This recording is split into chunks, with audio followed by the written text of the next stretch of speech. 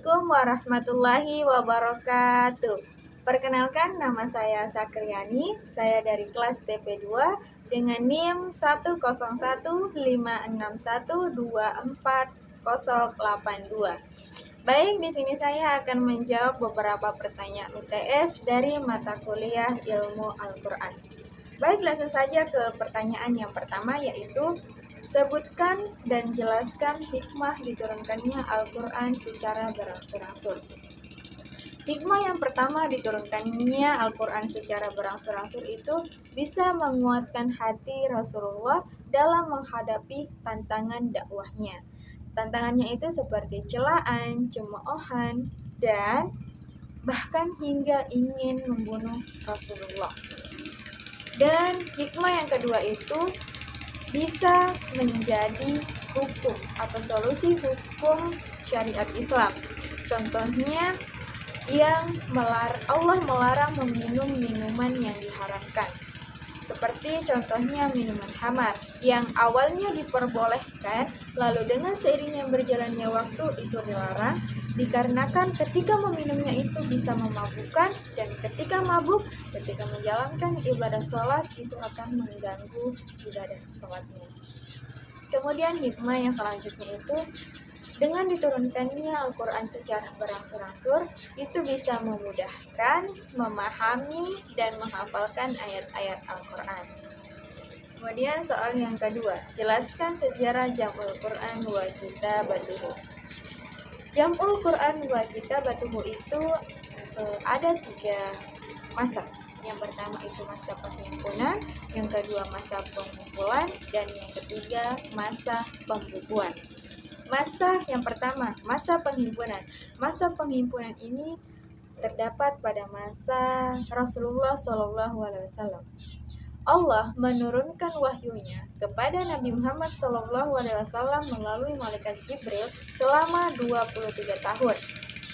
Kemudian ayat yang telah diturunkan kepada Nabi Muhammad menyampaikan kepada para sahabatnya untuk menghafalkannya, memahaminya, dan mengamalkannya. Dan bagi para sahabat yang telah menghafal dan memahami dan mengamalkannya, itu dikirim ke beberapa daerah untuk mengajarkannya. Kemudian masa pengumpulan. Masa pengumpulan ini ada pada masa Abu Bakar. Setelah Nabi Muhammad SAW, Abu Bakar mengusulkan untuk memushafkan Al-Quran.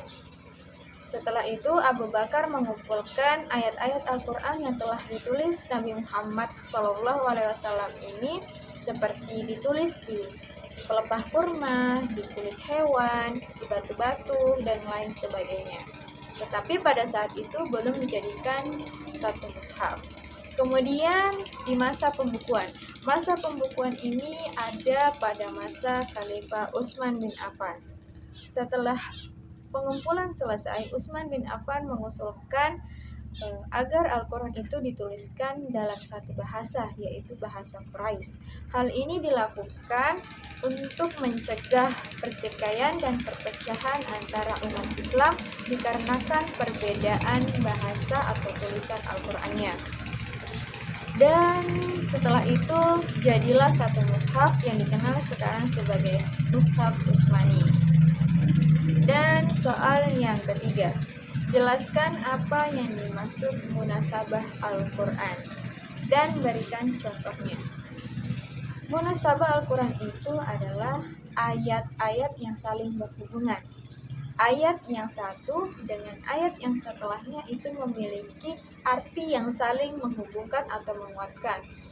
Seperti contohnya terdapat salah satu surah dalam Al-Quran, yaitu surah Al-Ikhlas, yang dimana di dalam ayatnya itu memiliki arti ayat yang satu dan ayat yang dua, dan selanjutnya itu memiliki arti yang saling menguatkan, yang dimana di dalamnya itu membahas tentang keesahan Allah Subhanahu wa Ta'ala.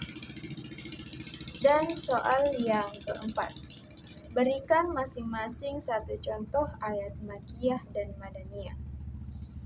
Contoh ayat Makkiyah terdapat dalam surah Al-Lahab, yang dimana Dalam surah Al-Lahab ini memiliki makna atau arti yang membahas tentang Abu Lahab, pamannya Nabi Muhammad SAW beserta istrinya yang menjelekkan ajaran agama Islam. Ayat Makkiyah ini atau surah Makkiyah itu membahas tentang sejarah yang ada pada Nabi Muhammad SAW dan contoh surah Madaniyah atau ayat Madaniyah. Contoh ayat Madaniyah ini terdapat dalam surah Al-Maidah ayat 3 yang dimana dalam surah Al-Maidah ayat 3 ini membahas tentang hukum, yaitu melarang memakan bangkai-bangkai yang diharamkan. Jadi surah atau ayat Madaniyah ini membahas tentang hukum-hukum syariat Islam. Kemudian soal yang kelima, jelaskan apa yang dimaksud ayat Al-Muhkam dan ayat Al-Mutasyabih. Ayat Al-Muhkam yaitu ayat yang sudah jelas yang tidak lagi memerlukan penjelasan dari ayat atau surah selanjutnya. Dan ayat Al-Mutasyabih. Ayat Al-Mutasyabih itu memiliki arti yang belum jelas. Dia masih membutuhkan ayat atau surah yang lainnya untuk menjelaskan ayat-ayat yang sebelumnya. Seperti contohnya itu terdapat dalam surah Asy-Syura ayat 11 yang dimana di dalamnya itu artinya tidak ada satupun yang bisa menirunya kecuali karena Allah itu hanya satu. Dia sudah jelas bahwa yang dimaksud dalam ayat tersebut itu adalah Allah. Allah tidak bisa berbentuk, Allah itu tidak bisa melihat, dan Allah bisa melihat tetapi kita tidak bisa melihat Allah, dan Allah itu hanya satu. Dan contoh surah atau ayat Al-Mutasyabih itu terdapat dalam surah Al-An'am ayat 103 yang dimana ayat atau arti dari ayat tersebut itu masih belum jelas siapa yang dimaksud dengan maha teliti dan maha melihat ini. Mungkin hanya itu yang dapat saya sampaikan, kurang dan lebihnya mohon dimaafkan. Sekian dan terima kasih. Wabillahi taufiq wal hidayah. Wassalamualaikum warahmatullahi wabarakatuh.